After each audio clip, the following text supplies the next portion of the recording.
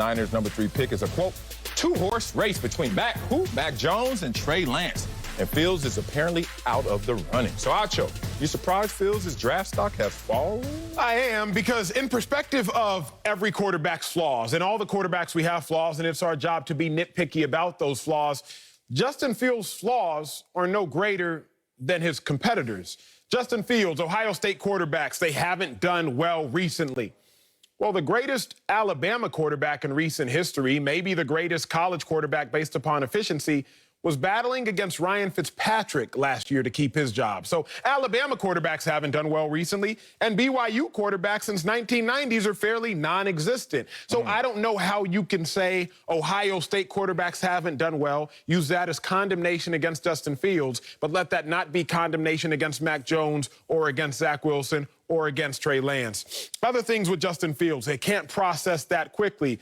But Justin Fields has more touchdown passes over the last 2 years than any of the other quarterbacks. He's up there with Trevor Lawrence. So I am surprised he's fallen cell, because when you look at Justin Fields' flaws versus everyone else's flaws, their flaws are just as great, if not greater. To me, it doesn't make sense. Doesn't make sense to me at all.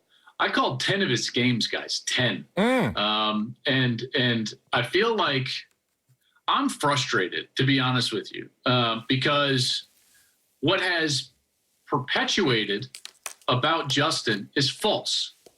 Not like, oh, in my opinion, it's just flat false. Okay. And I think that's not right. And it's frustrating to me.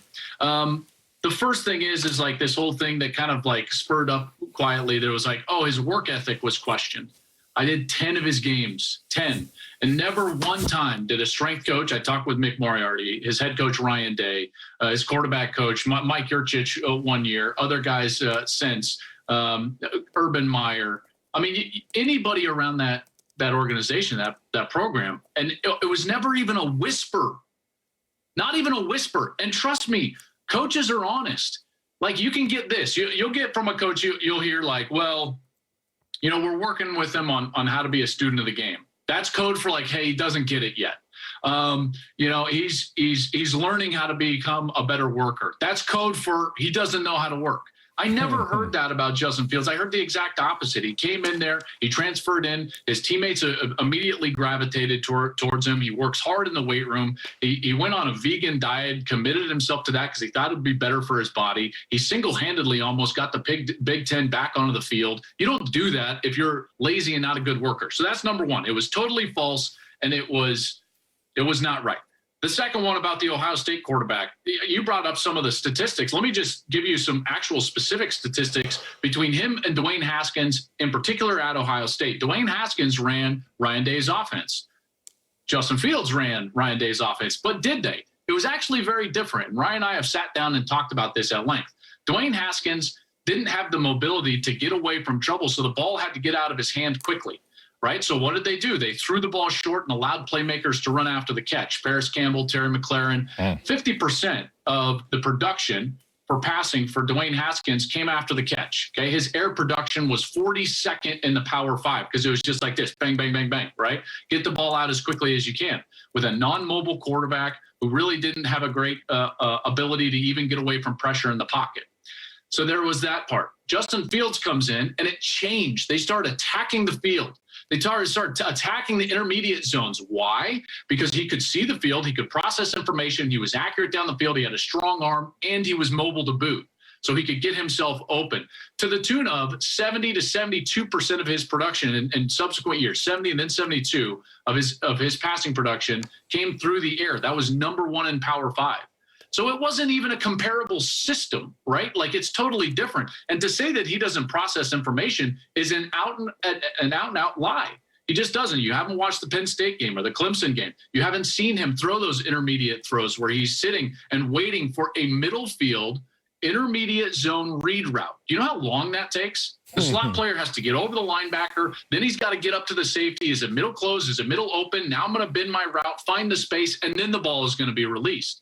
That's why he holds the ball a little bit. It's not because he can't process information. It's because he's athletic enough to do so, and he's waiting for Chris Olave to attack the space down the field, and then he's attacking with his strong arm and his accuracy. He only had like 9 turnovers in his career. I don't understand the narrative about Justin Fields. He's my second best quarterback in the draft, and the last time we saw him, in particular against Clemson, by the way, against Trevor Lawrence, the presumptive number 1 pick, we were talking about him maybe being that number 1 pick. Why? Because he was putting on a historically great performance against Clemson, one of the great programs in college football, in a game in which we thought, at least I did, he may have lacerated his spleen.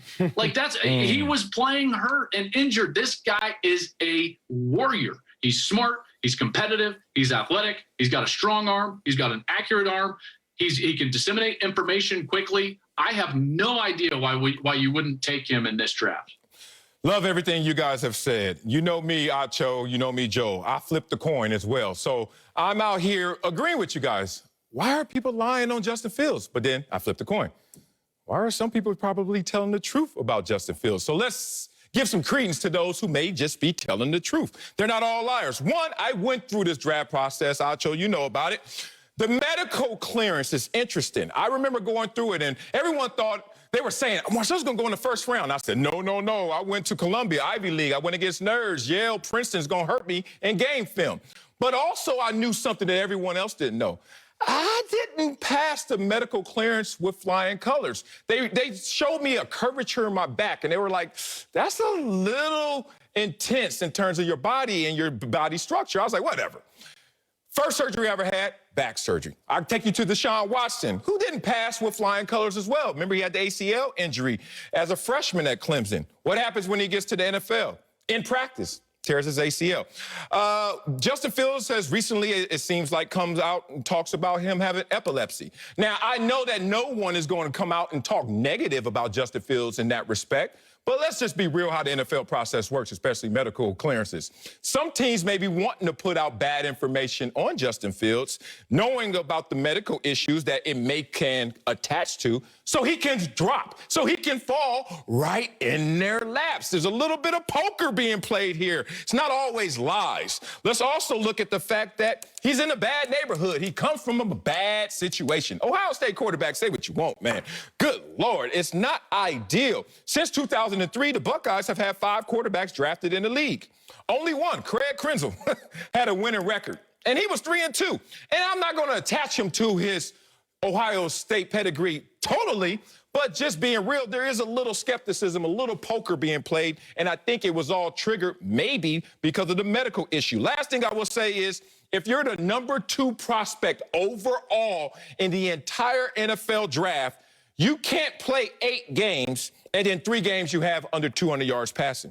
3 games you have 60% completion percentage or lower. You can't do that. You can't have a 114-yard game against Northwestern, even though they had one of the best defenses out there. You can't run a 4.4 at your pro day, but then you only average 4.4 yards per carry. It has to translate. So I just wanted to flip the coin so we can see the true value of this moment. Maybe some teams are playing with Justin Fields on purpose.